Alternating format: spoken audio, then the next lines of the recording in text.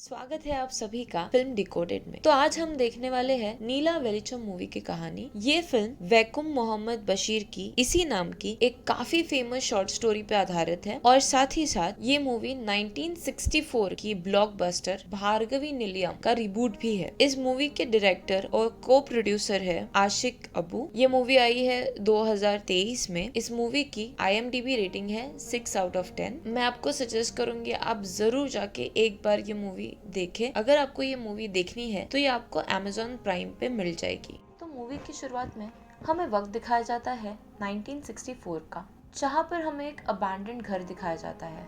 इस घर का नाम होता है भार्गवी नीलियम। अब आधी रात को एक अनजान शख्स इस घर में चोरी छुपे घुसने का कोशिश करता है, पर उसे अचानक कुएं के पास एक आत्मा दिखाई देती है। वो आत्मा काफी गुस्से में थी। डर के मारे वो शख्स वहाँ से भाग जाता है। अब अगले दिन हम एक शख्स को साइकिल रिक्शा से आते हुए देखते हैं। इस शख्स का नाम होता है बशीर, जो कि पेशे से एक राइटर था। बशीर हाल ही इस गाँव में आया था अपनी नई कहानी की खोज में। बशीर इसी भार्गवी नीलियम में रहने आता है। बशीर जिस साइकिल रिक्शा से आया था, वो इंसान घर के सामने आते ही काफी डरने लगता है और वो बशीर का सारा सामान गेट के बाहर छोड़ के ही वहाँ से भाग जाता है। अब बशीर गेट के अंदर जाता है। वो वहाँ का कुआं देखने जाता है। वो उसी कुएं के पास जाता है। वहाँ पे पड़ा हुआ एक पत्थर वो कुएं के अंदर डालता है, जिससे उसे उस कुएं की गहराई का पता चले। इसके बाद बशीर अपना सारा सामान लेके ऊपर के कमरे में रख देता है। उसके बाद बशीर घर की साफ सफाई करता है। फिर बशीर अपनी साइकिल लेके मार्केट चला जाता है। वहाँ पे उसे एक पोस्टमैन मिलता है। बशीर पोस्टमैन से कहता है, अगर मेरे नाम की कोई चिट्ठी आए तो आप मेरे घर पहुँचा दीजिए। पोस्टमैन उसे पूछता है, सर आप कहाँ ठहरे हो? तब बशीर अपना एड्रेस भार्गवी नीलियम बताता है। अब इस एड्रेस को सुनकर पोस्टमैन पूरी तरह शॉक में रह जाता है। इसके बाद बशीर गांव के एक होटल में जाकर बैठता है और वहाँ पे उसके ओनर से बात करता है। वो ओनर को बताता है सुबह और रात को खाना भिजवा दीजिए। पहले तो ओनर मान जाता है।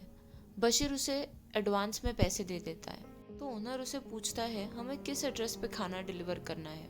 बशीर उसे बताता है भार्गवी नीलियम में। भार्गवी नीलियम का नाम सुनते ही वहाँ पे काम करने वाला एक शख्स ओनर के कान में आके कुछ कहता है। उससे ओनर बहाने बनाने लगता है कि वो खाना डिलीवर नहीं कर पाएगा। तो बशीर उसे कहता है ठीक है, मैं यही आके खा लिया करूंगा। होटल से निकलकर बशीर अपने दोस्तों को मिलने जाता है जो उसी गांव से थे। बशीर के दोस्त उसे देख के काफी खुश होते हैं और उसका हालचाल पूछते हैं, क्यों भाई, कौन सी कहानी लिख रहे हो? बशीर कहता है, एक नई कहानी के तलाश में इसी गांव में आया हूँ। जल्द ही एक नई कहानी को स्टार्ट करूंगा। तो बशीर के दोस्त उसे पूछते हैं, तुम कहाँ ठहरे हो? तभी बशीर उन्हें अपना एड्रेस बताता है, भार्गवी नीलियम। बशीर जैसे ही भार्गवी नीलियम का नाम लेता है, वैसे ही उसके सारे दोस्तों के चेहरे का रंग उड़ जाता है। उसके दोस्त कहते हैं, अच्छा तो तुम उस घर में रुके हो? वो घर काफी खतरनाक है। उस घर में एक लड़की की आत्मा है। तुम हमारी बात मानो और यही रुक जाओ। तो बशीर उनसे पूछता है, ये किसकी आत्मा है? तो वो बताते हैं भार्गवी की। तो बशीर उनसे पूछता है, ये भार्गवी कौन थी? वो उसे बताते हैं, भार्गवी एक बहुत ही सुंदर लड़की थी। भार्गवी एक शशि कुमार नाम के लड़के से प्यार कर बैठी। देखते ही देखते वो दोनों एक दूसरे से बहुत ही ज्यादा प्यार करने लगे और वे दोनों एक दूसरे में खो चुके थे। कुछ दिनों बाद शशि कुमार अपने शहर चला गया। उसके बाद पता नहीं क्या हुआ, भार्गवी अपने ही घर के कुएं में गिरकर मर गई। दूसरे शहर जाने के बाद शशि कुमार ने भार्गवी के लिए एक लेटर लिखा था कि शशि कुमार ने शहर के किसी लड़की से शादी कर ली है और भार्गवी को खुद को भुलाने के लिए भी कहा था। उसी वजह से भार्गवी ने कुएं में कूद कर अपनी जान दे दी और उसी की आत्मा अभी तक उस घर में भटकती है। भार्गवी का मानना है कि हर मर्द बेवफा होता है और जो कोई मर्द उस घर के आसपास से गुजरता है, भार्गवी उसे डराती है। रात को तो दूर, दिन में भी कोई उस घर के आसपास नहीं जाता। पर बशीर उनकी बातों पर ज्यादा ध्यान नहीं देता और अपने घर की ओर जाने लगता है। घर पहुँचते पहुँचते रात हो चुकी थी। बशीर जैसे ही गेट से एंटर करता है, वो उस कुएं के पास जाता है और बिना दिखने वाली भार्गवी से बातें करने लगता है कि भार्गवी जी, मैं एक राइटर हूँ, हाल ही में आपके घर में रहने आया हूँ। और वो उसे रिक्वेस्ट करता है कि मैंने पहले ही 2 महीने का एडवांस भर दिया है। अब मेरे पास ना कोई जगह है जाने की, ना पैसे बचे हैं। बशीर उस कुएं के अंदर देख के सॉरी भी कहता है कि मैंने कुछ बिना जाने, बिना कुछ समझे कुएं में पत्थर फेंक दिया। बशीर उसे बोलता है, मैं बस यहाँ पे 2 महीने तक हूँ, तो आप मुझे प्लीज कुछ मत कीजिए, मैं अपनी कहानी लिखकर यहाँ से चला जाऊंगा। फिर वो एक बाल्टी लेके आकर वहाँ पे नहाने लगता है। तब हम देख पाते हैं कुएं के दूसरी तरफ भार्गवी बैठी होती है। वो भी काफी ध्यान से बशीर की सारी बातें सुन रही होती है। बशीर नहाते नहाते भार्गवी से बातें करता है। वो उसे पूछता है, आपने सुसाइड क्यों किया? लव फेलियर हुआ तो क्या आप सुसाइड कर लोगी? ये क्या बात हुई? नहाने के बाद ऊपर कमरे में आकर बशीर कुछ लिखना स्टार्ट करता है। फिर थोड़ी देर बाद बशीर सोने चला जाता है। तभी हम देख पाते हैं भार्गवी की आत्मा उस किताब को खोलकर जो बशीर ने लिखा था वो पढ़ने लगती है। भार्गवी को बशीर की लिखी हुई लाइनें बहुत पसंद आती है। अब अगली सुबह बशीर उसी गांव के उसी होटल में जाता है। इस होटल में मौजूद हर कोई बशीर को काफी अजीब तरह से देखने लगता है। होटल का ओनर बशीर से पूछता है कि सर, रात को उस घर में क्या हुआ? तो बशीर उसे कहता है, क्या होगा, बस मैं आराम से सो गया। वो ओनर से पूछता है, आप लोग भार्गवी से क्यों डरते हो? ये भार्गवी कौन है और इसकी कहानी क्या है? तब ओनर उसे बताता है कि भार्गवी एक बहुत ही अच्छी लड़की थी। भार्गवी के घर वालों ने सोचा था भार्गवी की शादी उसके कजिन नानू कुट्टन से कराएंगे, लेकिन भार्गवी किसी गायक से प्यार कर बैठी। बाद में वो गायक भार्गवी को धोखा देकर किसी और लड़की से शादी करके किसी और शहर चला गया और भार्गवी को जब इस चीज का पता चला उसने सुसाइड कर लिया। ओनर ये भी बताता है उस घर में एक कमरा है जिसमें अभी भी भार्गवी की कुछ चीजें पड़ी है और ये भी कि लोग कहते हैं रात में अगर उसे कोई चूहा, कुत्ता या बिल्ली दिखे तो वो शायद भार्गवी हो सकती है और उसकी आत्मा उस घर में भटकती रहती है। स्पेशली भार्गवी के कमरे से अजीब अजीब सी आवाजें आती रहती है, जैसे कि भार्गवी डांस कर रही हो। गांव वालों ने बहुत बार ऐसी आवाजें सुनी है, तो आप जरा बच के ही रहिए। बशीर वहाँ से निकलकर अपने घर की ओर जाने लगता है। तभी उसे उसके दोस्त मिलते हैं। उसके दोस्त भी उससे यही सवाल करते हैं कि कल रात क्या हुआ, क्या तुम्हें कुछ दिखा? बशीर उनसे मजाक करते हुए कहता है, हाँ, एक कुत्ता और एक चूहा दिखा, उसके बाद मैं आराम से सो गया। बशीर उसके दोस्तों को भी आके उसके साथ रहने कहते हैं, पर उसके दोस्त साफ मना कर देते हैं और उल्टा उसे ही अपने साथ रहने बुलाते हैं। फिर बशीर उनको मना करके उसके घर की ओर जाने लगता है। बशीर बालकनी में जाके भार्गवी से बातें करता है कि वो उसकी कहानी लिखे, ना कि कुछ झूठ जो गाँव वाले लोग बोल रहे हैं। फिर बशीर अपनी कहानी लिखना स्टार्ट करता है। तभी उसे कोई आवाज आती है। बशीर नीचे जाके देखता है तो खिड़की में एक डंडा फंसा होता है, जैसे कि कोई वहाँ से कुछ निकालने की कोशिश कर रहा हो। वहाँ एक बक्सा पड़ा होता है। आखिरकार बशीर वो कमरा खोलता है। फिर वो जाके उस बक्से को खोलता है। बशीर को एक फोटो मिलता है। फिर बशीर उस कमरे की भी साफ सफाई करता है। फिर बशीर अपने कमरे में आकर सो जाता है। हम देख पाते हैं बशीर सोया होता ही है, तभी कोई फिर से घर में घुसने की कोशिश करता है। तभी उस शख्स को भार्गवी दिखती है और वो जोर जोर से डर के मारे चिल्लाने लगता है। उसकी आवाज सुनकर बशीर उसे देखने नीचे चला जाता है। फिर बशीर उसे संभालता है, पानी देता है। फिर उसे पूछता है कि तुम कौन हो? तो वो शख्स उसे बताता है कि मैं काम की तलाश में यहाँ आया हूँ, पर मैडम ने उसे धक्का देकर उसके सीने पे बैठकर वो उसका गला दबा रही थी। ये सुनते ही बशीर समझ जाता है कि इस शख्स ने भार्गवी को देखा होगा। फिर बशीर उससे उसका नाम पूछता है तो वो बताता है जूनियर परिकन्नी।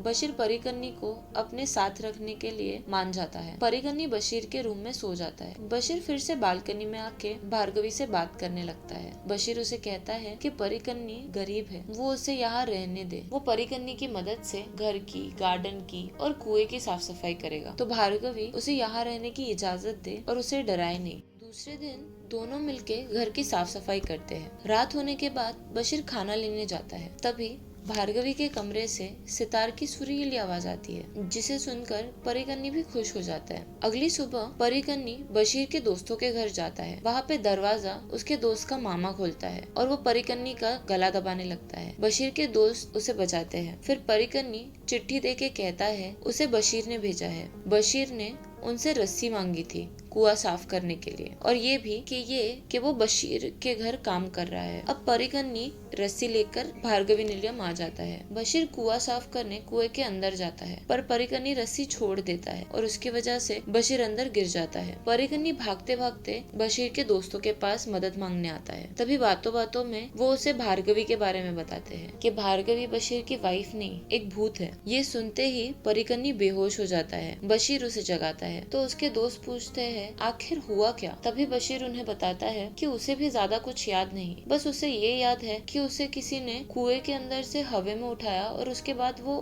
कुएं के बाहर था, उसे भार्गवी ने बचाया है। फिर बशीर परिकन्नी को अपने साथ आने के लिए कहता है, पर परिकन्नी उसके साथ जाने से मना कर देता है, ये कह के कि उसे काफी डर लगता है, वो वहाँ पे काम नहीं कर सकता। बशीर घर आकर भार्गवी से बात करता है। वो उसे कहता है, हम फिर से एक बार अकेले पड़ गए। इस बारे में सोचते सोचते बशीर कुर्सी पे बैठ के ही सो जाता है। अगले दिन बशीर वो बक्सा खोलता है। उस बक्से में उसे कुछ बाल मिलते हैं। उसी शाम बशीर समंदर के किनारे बैठा होता है। पता नहीं बशीर को क्या होता है, वो समंदर में अंदर की ओर जाने लगता है, जैसे कि उसे कुछ पता ही नहीं वो क्या कर रहा हो। तभी पूरे चांद की रोशनी में दूर खड़ी भार्गवी उसे दिखती है, जो कि काफी सुंदर लग रही थी, और अचानक वो उसके सामने आ जाती है और फिर अचानक से गायब भी हो जाती है। तभी बशीर होश में आता है। घर आके बक्से में बशीर को भार्गवी की फोटो दिखती है। वो उस फोटो को साफ करके अपने टेबल पे रख भार्गवी को थैंक यू कहता है उसकी जान बचाने के लिए। तभी हम भार्गवी को पहली बार देख पाते हैं, जो काफी प्रिटी थी। बशीर को पायल की आवाज आती है, काफी जोर से हवा चलती है। बशीर खिड़की से नीचे देखता है, उसे खिड़की के बाहर दूसरी बार भार्गवी दिखती है झूला झूलते हुए। तभी बशीर थोड़ा डर जाता है और अपनी टॉर्च लेके नीचे उसे देखने जाता है, पर नीचे कोई नहीं होता। फिर वापस वो अपने कमरे में आता है। वहाँ देखता है कि उसके